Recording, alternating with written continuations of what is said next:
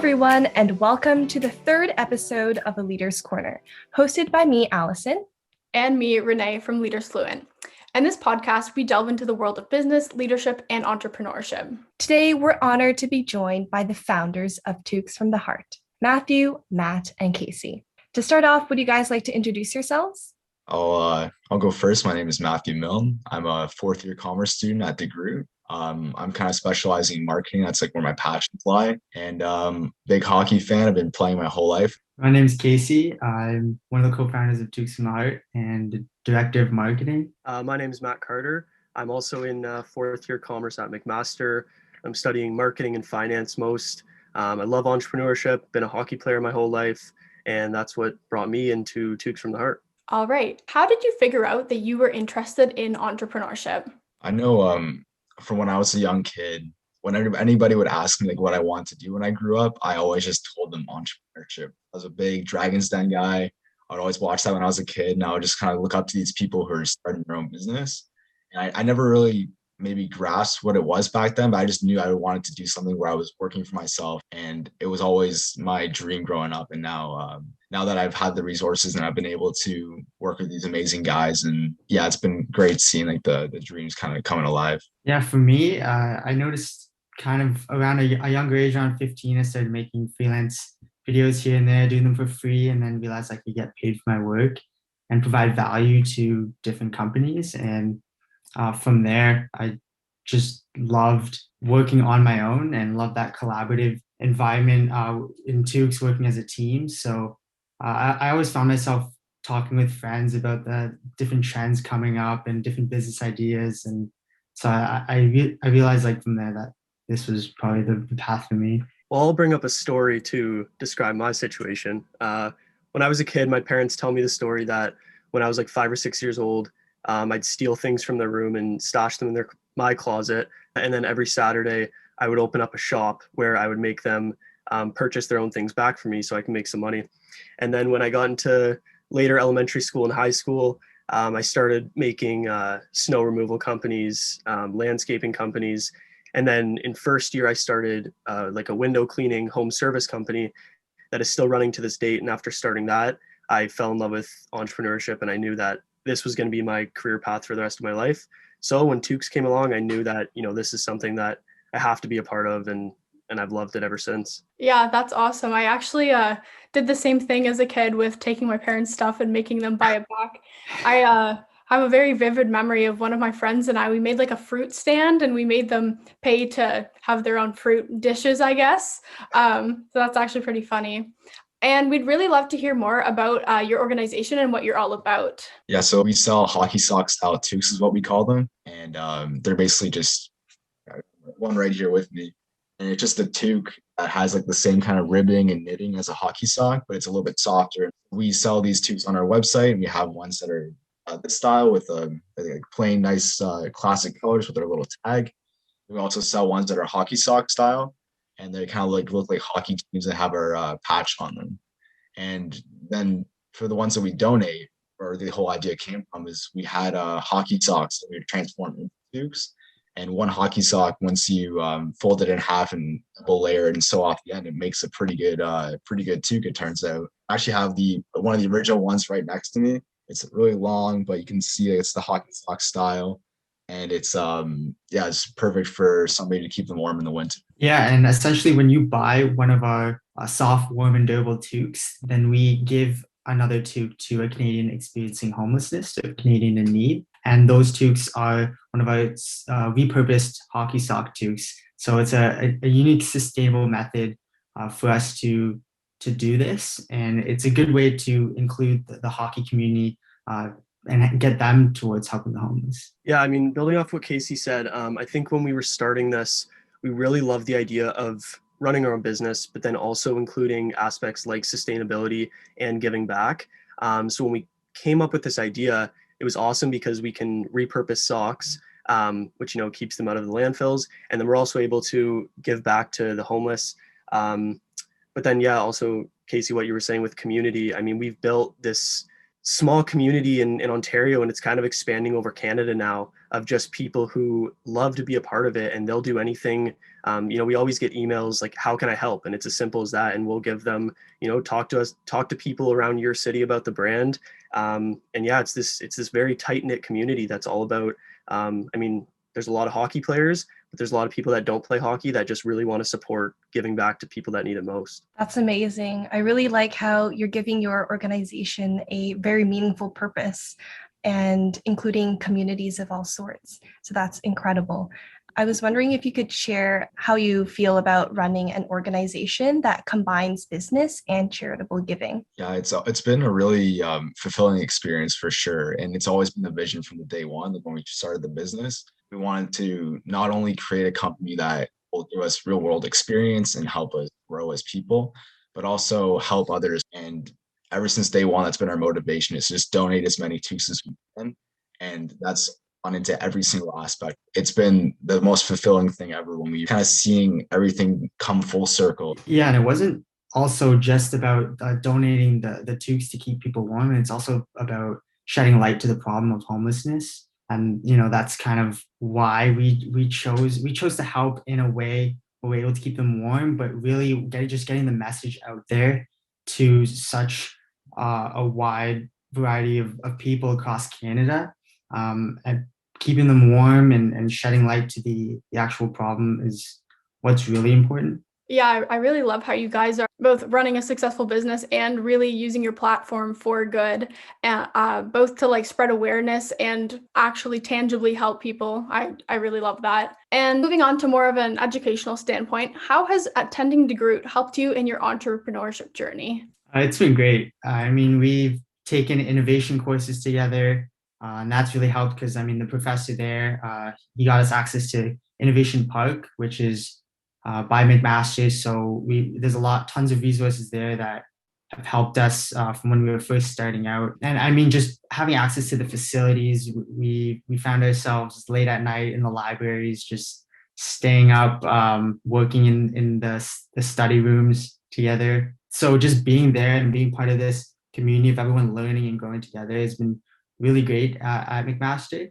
And the professors and their help has been amazing as well. I actually started a course that I developed with a professor through an experiential learning opportunity. So I pretty much made the course outline directed behind Toques and developing a marketing campaign with Toques, and then actually executing upon the strategies that we developed with this professor. So that was a cool opportunity when we were first starting out to really, do the market research, develop different marketing strategies, and going through a whole situational assessment for our business. It was really good help over the past summer. Before that, and it was helpful throughout the summer to be able to look back on this project that I was able to do in school and kind of apply the knowledge learned to help us grow throughout the summer. I don't remember the course code, but it's experiential learning opportunities, what they call it. And essentially you can get supervision under a professor and essentially create a course outline with them. And it could be anything that you're interested in, whether it's starting a business or whatever the professor's specialty is. So I went with a marketing professor, and he really helped us create a marketing strategy for Toques. That's awesome. That's so cool. Yeah, that's great to hear, especially I'm a first year at DeGroote. So just to hear about like how the community really stays strong, like I guess even through the years, that's awesome to hear. And I'm certain that you guys are all very, very busy individuals balancing school and your business and all of your hobbies. So I was wondering, what does a typical day look like? Yeah, so in the fall, when it's our big season for Toques, from basically September to, March this year, you have your scheduled classes and your study time. But the beautiful thing about today's day and age is that we're able to do everything through our phones and computers. So even in a time like COVID, we're chatting every single day, all day basically. And then we meet at night for a Zoom meeting or FaceTime just to discuss what's happened. But yeah, we always have instant access to each other. So I think that there's never from 4 to 7 o'clock, we go downstairs and, work on Toques. It's like we're always able to be flexible and chat with each other whenever we need to. And we kind of work around our school schedule because those schedules are certain time blocks that we have to work around. But I think that this year really taught us how to manage that. And if it means late nights or early mornings, we just have to deal with that. And, I think we all can agree that we really love doing what we're doing, and that makes it that much easier. Because doing this stuff is just a lot of fun for us. So doing that after school or after class, it's fun for us. So it's good. Yeah, and for me, I was on internship the past year. So I was working 9 to 5, and I had to find myself trying to keep in the loop throughout the day, but then really just picking up my phone after 5 and seeing all these messages from the guys and trying to get back in the loop.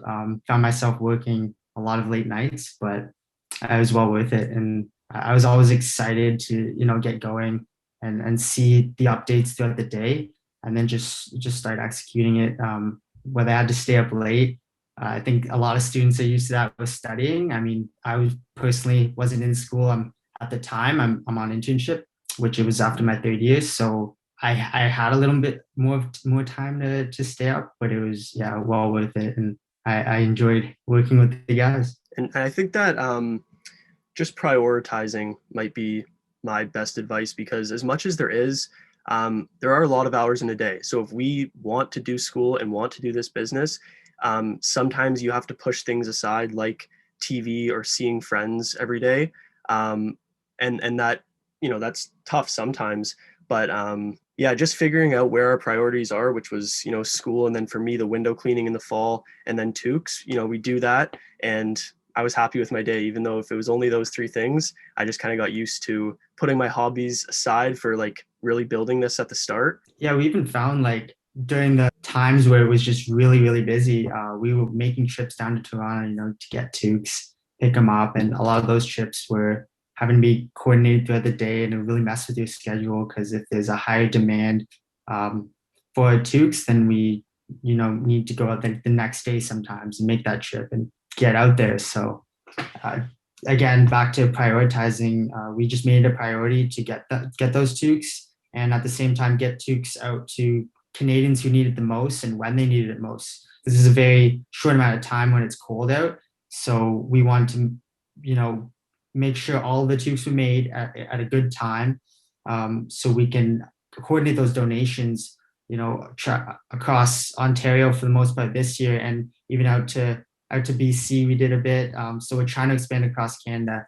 So prioritizing when to get those Toques to Canadians was also something we worked on. Mm-hmm. I can imagine, especially like being a student and having a business, like time management is a huge task to have. And I feel like sometimes looking at like an entrepreneur, you forget how much like hard work, dedication, and sacrifice of other activities they definitely like put in. So that's great. And on that note, what are some obstacles you've faced during this process, and how have you overcome them?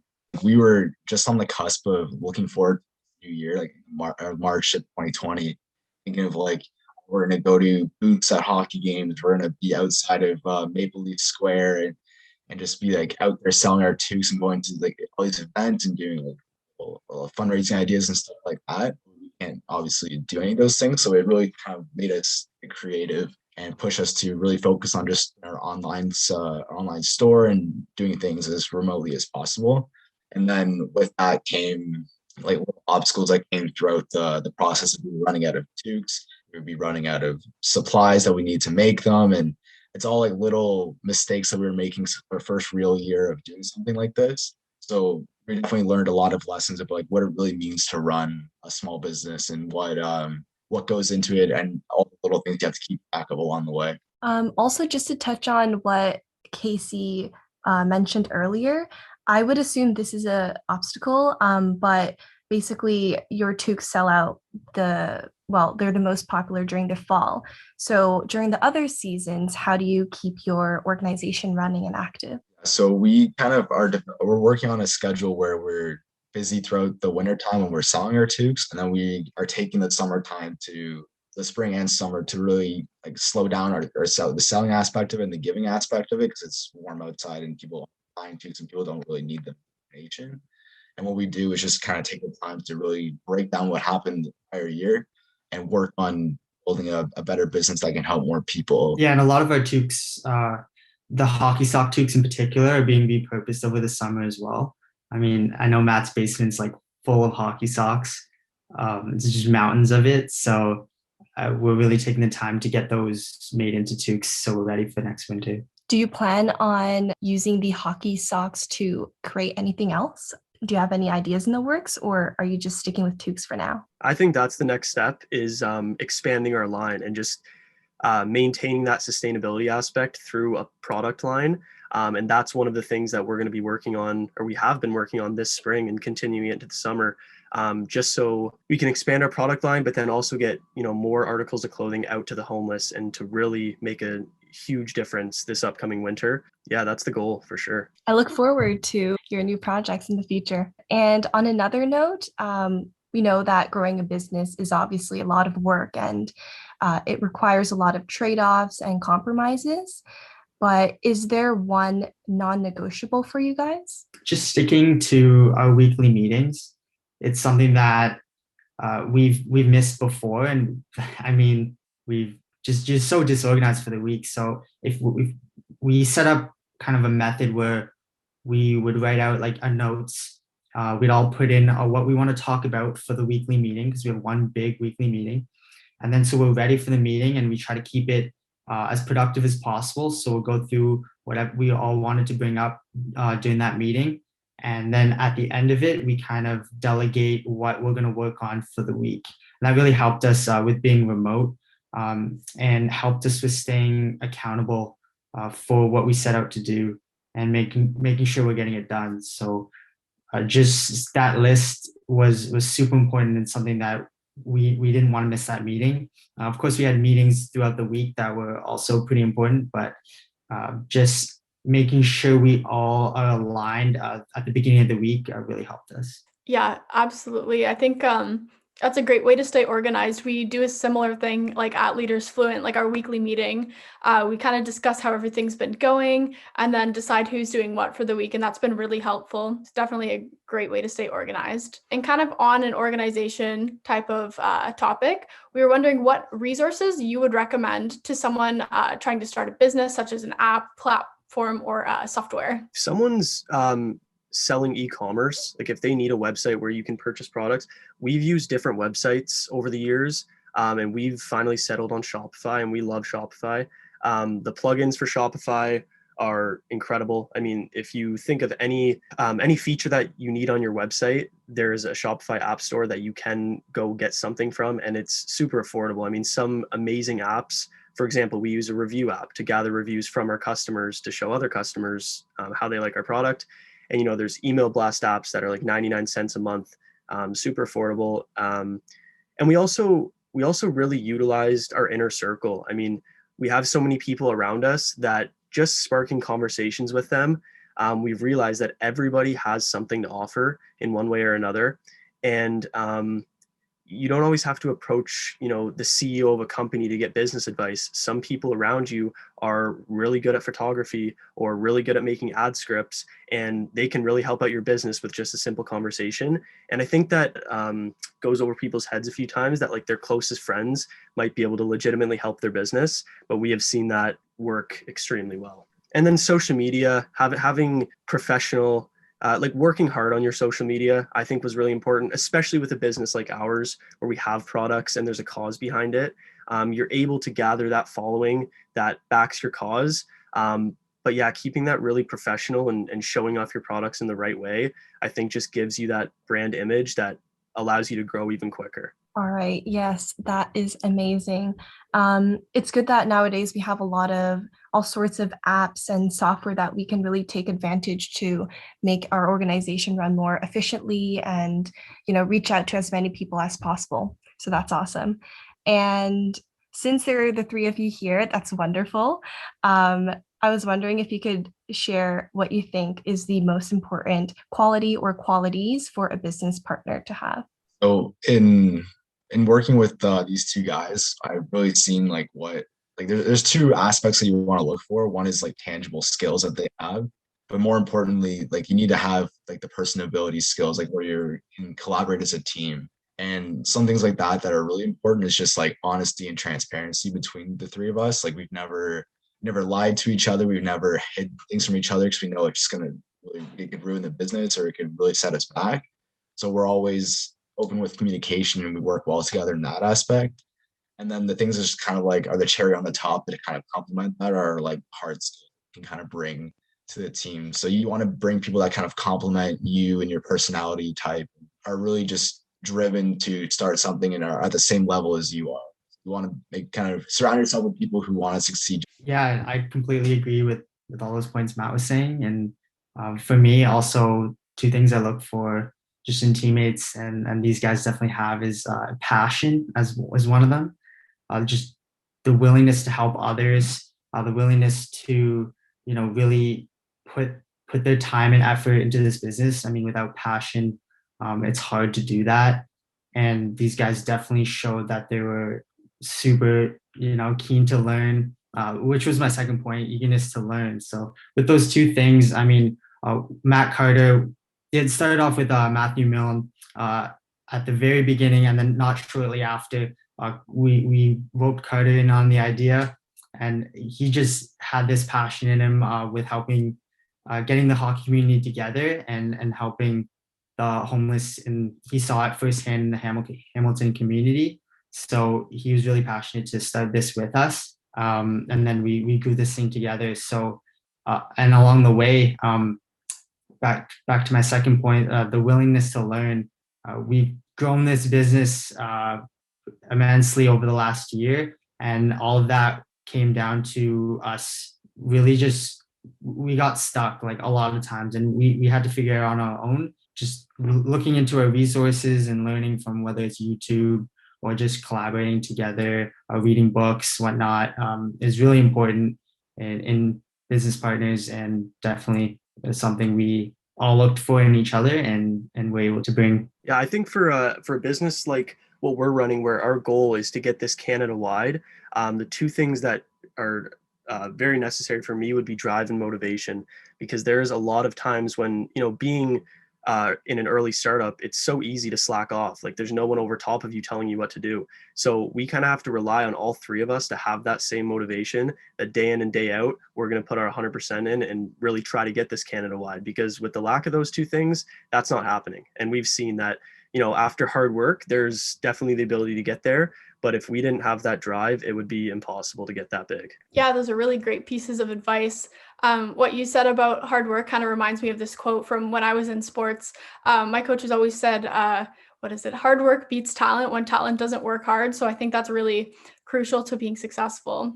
I was also wondering, how does the production process look like? One of our biggest supporters in the business is my mom, and she was the one who was the first one to make all the we are donating. The original idea for the business came a while ago when I just kind of approached her with the idea. Like I showed her, like I showed her earlier, I showed her this sock and I was like, can you make this into a toque for me? And ever since then, I've just been like waiting for something to do with that idea. And that's when I approached Casey and Matt, and that's how the business has grown since then. And she's been like the number one supporter of like wanting to like see mine and the guys' dreams come true with this business. And she's made over 2,000 toques so far to donate from the socks. And she's like what definitely the hardest work on this team since. Yeah, she's figured out the way to do it pretty quickly. And so in next year, if we're gonna go Canada wide, she can't be our only sewer, but this year she was an absolute trooper and did such amazing work for us. So yeah, we've been even more thankful to have her on the team. Wow. I'd like to add that she built like a PDF to teach other people how to make toques, because it was getting to a point where she was like working full-time hours for us, making these toques. And with that instruction guide, we were able to, throughout the year when we got big influxes with demand and we had to donate a lot, we reached out to other people that said, hey, I'm a sewer, I'd love to help. And we were able to send them this document and then send them 50 socks, and they can do it by themselves. And they get a sense of pride because they're helping the homeless by making these toques. But then we're able to have our toques made by someone other than just Matt's mom all the time. So yeah, that was great. That's amazing. Sharing the passion. That's awesome. I was also wondering for aspiring entrepreneurs, once they have an idea and they know they want to go through with this idea, what are the steps that you recommend for them to follow? Even if you might not want to do the business with a partner, just talking to other people about it and really just like fleshing out the idea, or even like in my case, like the only reason we were able to really bring this business to life by talking about it with other people. I think that was probably the biggest way to start, and it's really just a way to get the wheels turning. Because on your own, you don't really have maybe the motivation or the knowledge. Like, wait, where do I start? Where do I begin? So just using your network around you and just talk to people who maybe have started a business or who want to would be a great place to get that off. Yeah, and going off that, I mean, when we first started, it was just started out as a conversation talking about different business ideas. And this kind of came up, and we really liked the idea of selling and donating toques. And we just brought out a whiteboard and started writing down all these ideas. And that whiteboard drawing turned into a business model canvas, which you might learn in school as well if you're in business. But we brought that to one of our professors at Innovation Park, and he looked at it and he gave us tons of advice right there. He's like, we thought our first issue was going to be collecting hockey socks to turn into toques. And the first thing he said was, that's not going to be a problem. Like, you'll be able to get tons of socks, and it's never been an issue. And his basement's full of hockey socks now. And our issue was getting the message out there and getting people to want to invest in our product and help others. And so that's what our main focus turned into. So a good start is just talking to your buddies and leveraging any little resources you might have.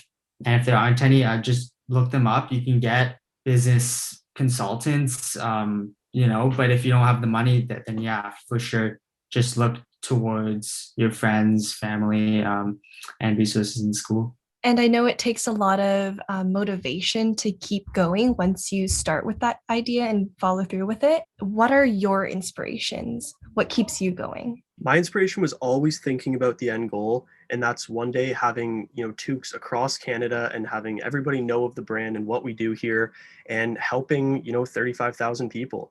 And even if we had a bad day in the fall, like keeping that idea and thinking long term, it becomes pretty easy to keep pushing, because you think there's something here that we can we can change so many people's lives, that let's keep going. And then also, like the support from these two guys and everyone around you, you get down on yourself sometimes, but with a little pep talk from the guys, it always goes good.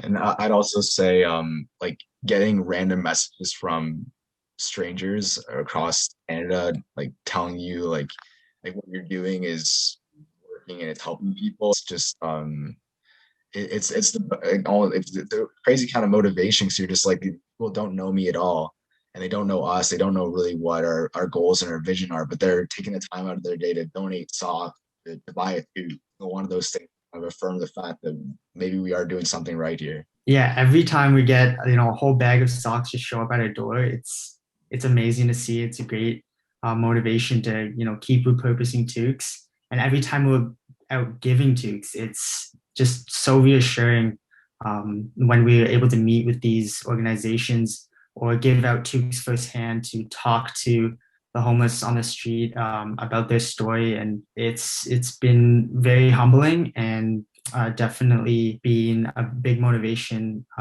as we've been growing this thing. Yeah, for sure. And I think that whenever we feel stressed or overwhelmed or down, it's always good to just pause and reflect on why we're doing what we're doing, and to, go back to the source of our inspiration. So that's awesome. Yeah, Matt, you were saying the other day how you were just working at Sport Check and you saw someone wearing one of our toques. It was like the coolest thing ever. Yeah, I mean, I saw someone at Sport Check wearing a toque.